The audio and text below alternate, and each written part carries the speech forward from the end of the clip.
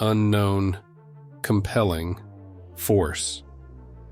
Those were the exact words used by the Soviet criminal investigator to describe what killed 9 experienced hikers in the Ural Mountains. Not a blizzard, not an animal, a force. It has been over 60 years, and the Dyatlov Pass incident remains the most chilling, unsolved mystery of the 20th century. Tonight, we open the full file. We will walk their path, examine the autopsy reports, and try to understand what happened in the freezing darkness of February 2nd, 1959. To understand the horror, we must first understand the victims. They were not amateurs. They were young, strong, and incredibly experienced. The leader was Igor Dyatlov, a 23-year-old radio engineering student. Brilliant, tough, and respected. He assembled a dream team from the Ural Polytechnic Institute. There was Zenaida Kolmogorova, the soul of the group, beloved by everyone. Lyuda Dubinina, known for her strict discipline. And the oldest member, Semyon Zolotaryov, a mysterious 37-year-old war veteran with gold teeth and tattoos, who joined the group at the last minute. A man who, as we later found out, was not supposed to be there. The date was January 23, 1959. 10 hikers boarded a train leaving Sverdlovsk. They were happy. They sang songs, wrote in their diaries, and took photos. They were heading to Otorten, a mountain whose name in the local Mansi language translates to "Don't go there." But there was a twist of fate. One member, Yuri Yudin, suffered a sudden flare-up of sciatica. His back pain was unbearable. On January 28th, he was forced to turn back. He hugged his friends goodbye, gave Dyatlov his warm vest, and watched them disappear into the white snow. Yuri was devastated. He felt like a failure. He didn't know that his pain had just saved his life. He would be the only one to ever come home. The remaining 9 moved forward, towards the slopes of Kolatsiakal, the dead mountain. Dyatlov had promised to send a telegram to their sports club as soon as they returned to the village of Vizhai. The expected date was February 12th. February 12th came and went. No telegram. Families began to worry, but experienced hikers knew. Delays in the mountains are normal. Maybe a blizzard, maybe a slow route. They waited. But by February 20th, the silence was deafening. The families demanded action. A massive search and rescue operation was launched. It was unprecedented. Volunteer students, the army, police, planes and helicopters. Everyone was looking for them. For 6 days, the pilots saw nothing but endless white snow. But on February 26th, a student volunteer named Mikhail Ravine spotted a small dark patch on the slopes of Kolatsiakal. It was the tent. What they found inside that tent baffled investigators then, and it baffles us now. The tent was half collapsed and covered in snow, but it wasn't destroyed by an avalanche or a storm. It was empty. Inside, everything was in order. Their boots were lined up. Their axes, knives, warm jackets, and food were all there. They had even laid out a slab of bacon, ready to eat dinner. But the side of the tent facing downhill was torn open. Later, forensic analysis proved a terrifying fact. The cuts were vertical, and they were made from the inside. They didn't unbutton the entrance. In a moment of pure primal panic, someone grabbed a knife and slashed through the canvas to get out instantly. Outside the tent, investigators found footprints, 8 or 9 sets of tracks. Here's the nightmare. The footprints showed that they were walking, not running. They walked calmly down the slope, but they were not wearing boots. Some were in socks. Some had one shoe on. Some were barefoot, in minus 30 degrees Celsius, walking away from their only shelter, their only clothes, and their only chance of survival. Walking into the dark. The footprints led the searchers about 1.5 kilometers down the slope, towards the edge of the forest.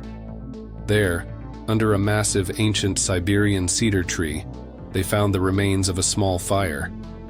The branches were charred. The fire had burned out long ago, and next to it were the first two bodies, Yuri Krivonyshenko and Yuri Doroshenko. The sight was heartbreaking. Both men were stripped to their underwear. No boots, no hats. In the biting Siberian frost. Their skin was an unnatural color, orange-brown like parchment. But the details were even more disturbing. Their hands were burned. They had tried to keep the fire going, literally holding burning branches in their bare hands. Investigators looked up at the cedar tree. Branches were broken up to 5 meters high. Strips of skin and torn clothes were found on the bark. This means that in their final moments, desperate and freezing, they were frantically climbing the tree. Why? Were they gathering wood? Or were they trying to see something? The cedar offered a direct line of sight back up the slope, back to the tent. Were they checking if the danger was gone? Or were they watching their friends die?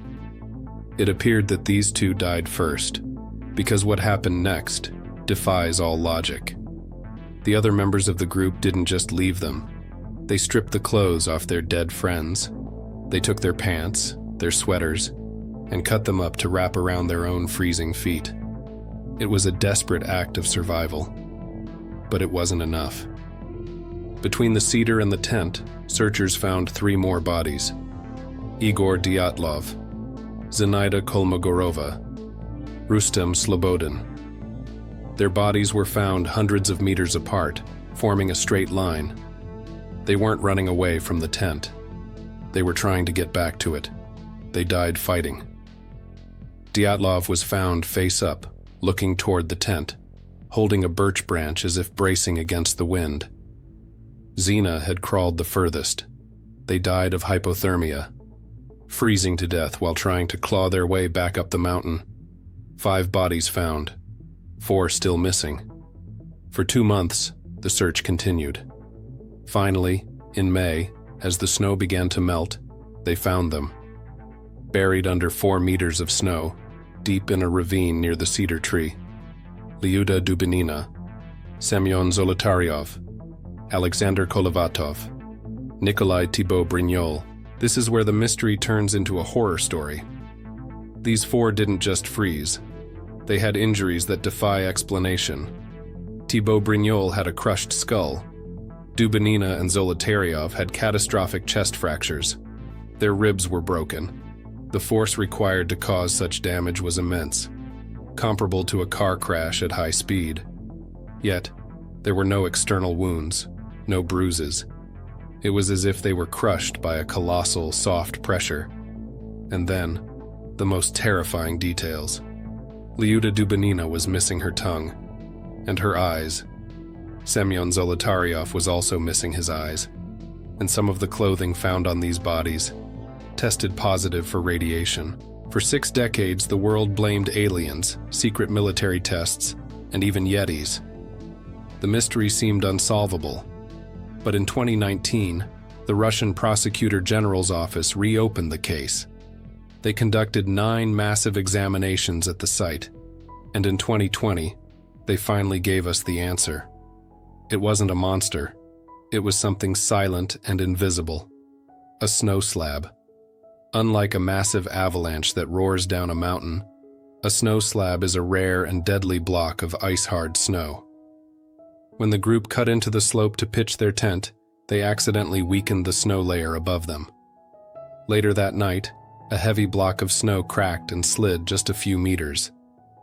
It didn't bury them completely, but it hit the tent with the force of a truck.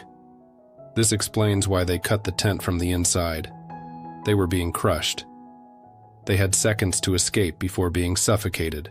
They retreated to the forest, planning to wait out the danger. They built a fire.